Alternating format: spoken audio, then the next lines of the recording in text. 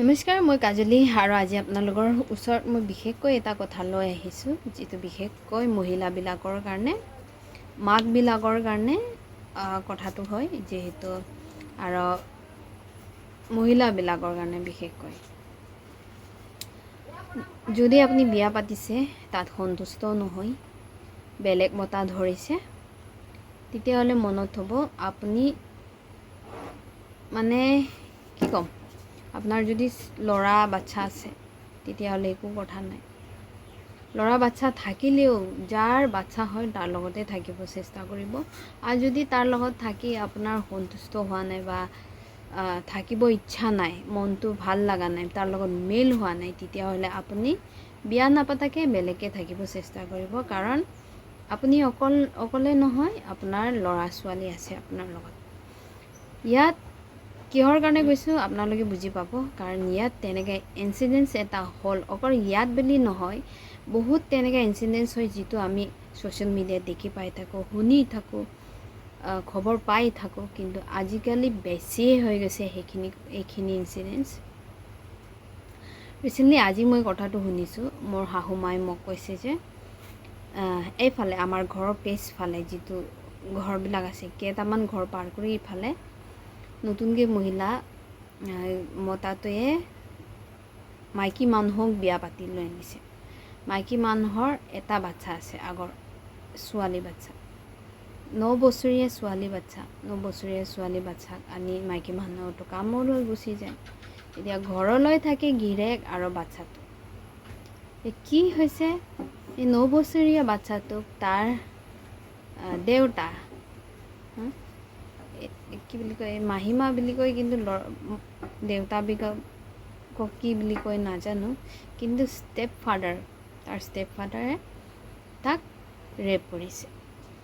তো 9 বছৰীয়া হয়, কিমান সৰু হ'ব 9 বছৰীয়া, এটলিষ্ট ইমান বয়সীয়াল মানুহ, ডাঙৰ মানুহ ৰেপ কৰিছে 9 বছৰীয়া মানে একেবাৰে বাচ্ছাই হৈ আছে, একো গম নাপায়। আজিকালি স্মাৰ্টফোনৰ যোগেদি গম পাব পাৰে, কিন্তু আমাৰ ডাঙৰ মানুহৰ মেণ্টেলি নিচিনা ইহঁতৰ নাথাকে। বহুত কোমল থিংকিং, মেণ্টেলি ইহঁতৰ চিন্তা চৰ্চাবোৰ বহুত কোমল, পোৱালি নিচিনা থাকে। হ'ব পাৰে স্মাৰ্টফোন লৈ চবখিনি কথা আজিকালি গম পাই যায়।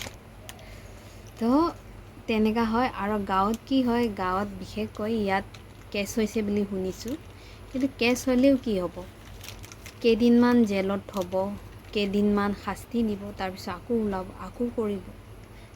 ৰেপিষ্টবিলাকে তেনেকুৱাই হয়। এবাৰ কৰাৰ পিছত আকৌ ইহঁতে ওলোৱাৰ পিছত ইহঁতে সলনি হৈ নাযায়, ইহঁতে আকৌ নেক্সট টাইম ওলাই আকৌ কৰিম। এবাৰ কৰাৰ পিছত ইহঁতৰ এইটো অভ্যাস থাকিছে। তো মানে বহুত সাৱধান হ'ব মহিলাবিলাকক কৈছোঁ, যে মোৰো ছোৱালী আছে, সেইকাৰণে মই দুখটো বুজি পাওঁ।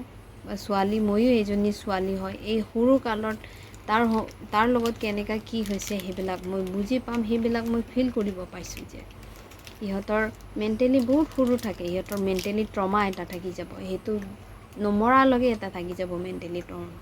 ইহঁতৰ গোটেই ভৱিষ্যতটোৱে শেষ কৰি দিয়ে ছোৱালীবিলাকক। আৰু যদি ঝেলিব নোৱাৰে তেতিয়াহ'লে নিশ্চয় মৰিব। সেইটোৱেই, মহিলাবিলাক বহুত সাৱধান হৈ থাকিব। এবাৰ বিয়া পতাৰ পিছত লাগিলে আপুনি বিয়াই নাপাতিব, ছেকেণ্ডবাৰ নিজৰ ঘৰত মতাই নানিব বা মতাৰ ঘৰত নিজে নাযাব, কাৰণ আপোনাৰ হাত ভৰি ঠিকে আছে। অকলে থাকিলে বেলেগ কথা আছে, অকলশৰীয়া হয়, কাৰোবাৰ এটা সাথী লাগে, তেতিয়া বেলেগ কথা। কিন্তু আপুনি যদি নিজৰ ল'ৰা ছোৱালী থকাৰ পিছতো ছেকেণ্ড বিয়া পাতে, তাৰপিছত সেনেকুৱা এটা ঘটনা হয়, তাৰমানে আপুনি নিজেই জানি বুজি, এইটো হ'ব বুলি জানি বুজিও আপুনি বিয়া পাতিছে, তাৰমানে আপুনি এটা নিষ্ঠুৰ মনৰ মাক হ'ব। তেতিয়া নিজৰ ছোৱালীৰ কথা নাভাবি, নিজৰ কথা ভাবি, মানে এনেকুৱা এজনৰ হাতত নিজৰ ছোৱালীক গতাই দিয়ে, যাৰ মনৰ আমি কথাটো গমেই নাপাম। মুখেদি কোৱা কথা বেলেগ থাকে, মনত বেলেগ চিন্তা হৈ থাকে। তো গতিকে নিজৰ বাচ্ছা যাৰ হয়, যিটো ল'ৰাৰে হয়, পৰাপক্ষে তাৰ লগত থাকিব, তাক সলনি কৰাব চেষ্টা কৰিব। যদি সলনি নহয়, আমনি পাই গৈছে, বহুত শাস্তি পাইছে, তই বহুত দুখ কষ্টত আছে, তুমি এৰিবলগীয়া হ'ল, তেতিয়াহ'লে এৰক। পৰাপক্ষে নিজৰ ছোৱালীক লৈ, নিজৰ ল'ৰাক লৈ নিজে ছিংগল মাদাৰ হ'লেও চলাব চেষ্টা কৰিব।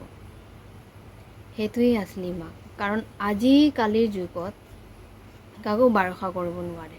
আৰু যদি নিজৰ ল'ৰা ছোৱালী আছে প্ৰথম গিৰিয়েকৰ, তেতিয়াহ'লে ছোৱালী হ'লে নিজে য'ত যায় তাতে লগে লগে লৈ যাব। লাগিলে স্কুল যাওক, স্কুলৰ পৰা আহি য'ত কাম কৰিছে তাতে আপোনাৰ কাৰণে, মাকৰ কাৰণে ৰখি থাকিব দিয়ক। কাৰণ সেইটো আজিকালি যিটো দুনিয়া চলি আছে, আজিকালি যিটো দুনিয়া চলি আছে, বাচ্ছাই বয়সটো নাচায় মানুহে, খালি ছোৱালী হ'লে হ'ল। ছোৱালী লাগিলে সেইটো বুঢ়ীয়েই নহওক কিয়, লাগিলে সেইটো জন্ম লৈ 1 মাহেই নহওক কিয়, 14 দিনেই নহওক কিয়, 1 দিনেই নহওক কিয়, 2 দিনেই নহওক কিয়, মানুহে বয়স নাচায়। মানুহে বাচ্ছা, কুমলীয়া বাচ্ছা, সৰু বাচ্ছা সেইবোৰ নাচায়। ইহঁতক হেৱানিয়াত পৰি গৈছে আজিকালি যুগত। গতিকে মই সেইটোৱে ক'ব খোজোঁ। বিশেষকৈ সেইটো মেছেজ মহিলাবিলাকৰ কাৰণে আছিলে যে যিমান পাৰে আপোনাৰ ছোৱালীৰ ভৱিষ্যত আপোনাৰ হাতত আছে। ছোৱালীক কেনেকৈ ৰক্ষা কৰি থ'ব লাগে সেইটো আপোনাৰ হাতত আছে। তো গতিকে নিজৰ ছোৱালীক ৰক্ষা কৰি থ'ব, নিজৰ ছোৱালীক বচাব। কাৰণ ছোৱালীৰ কিবা এটা হ'লে মাকবিলাকৰে জিনা হাৰাম হয়। মাকবিলাকৰ ছোৱালীৰ লগতে মাকবিলাকো মেণ্টেল ট্ৰমা দি যাবলগীয়া হয়। বহুতখিনি সমাজত কি কথা ক'ব, এইফালে কি হ'ব, তাৰ ভৱিষ্যতত কি হ'ব, সেইবিলাক বহুতখিনি কথা মাকবিলাকৰ লগতো একে সময়ত চলি থকা হয়। তো গতিকে মই চব মাবিলাকক সেইটো এটা অনুৰোধ থাকিল যে যিমানে যি নহওক নিজৰ ছোৱালীক নিজৰ হাতত থ'ব, কাকো বিশ্বাস নকৰিব, আৰু যিমান পাৰে ভালদৰে থ'ব। কাৰণ অৱশেষত কিবা এটা হ'লেও ছোৱালীবিলাকেই চায়। এইজনী মোৰ ছোৱালী। তো আশা কৰোঁ আপোনালোকে বুজি পাইছে বুলি। আৰু আজিলৈ মই ব্লগখিনি ইয়াতে সামৰিছোঁ। আশা কৰিছোঁ আপোনালোকে বুজি পাইছে। ধন্যবাদ।